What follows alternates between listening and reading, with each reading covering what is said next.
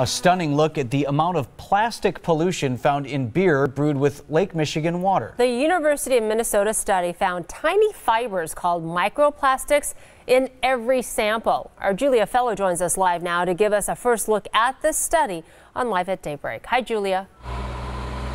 Good morning to you, Vincent, Susan. Microplastics are very small. They're less than 5 millimeters long, and researchers wanted to know if they could be found in our Great Lakes and eventually make its way into beer that sources its water from it.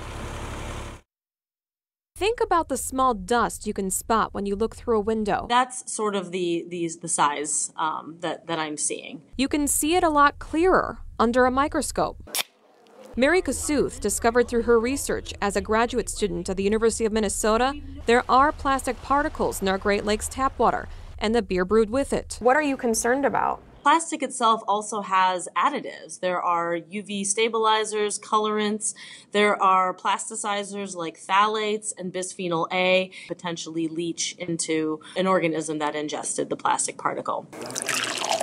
She explains heavy metals and even pathogens have the ability to absorb in microplastic. In some cases, it's many times the concentration that you would find in the water around it. All of the 12 beer brands she tested in the Great Lakes region had traces of microplastics.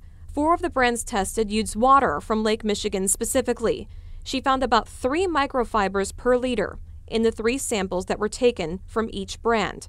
Which brands were tested, she still will not say. Why didn't you identify any of the brands? We're not interested in shaming any particular brands. We just want to know if they're there or not. She discovered the microfibers in the beer were different from the samples that were taken from the Lake Michigan tap water, which tells her something. Perhaps it's not coming from the water itself. Perhaps it's coming from somewhere along the process, maybe some of the raw materials that are being purchased, or maybe the clothing that the workers are wearing, or some other source.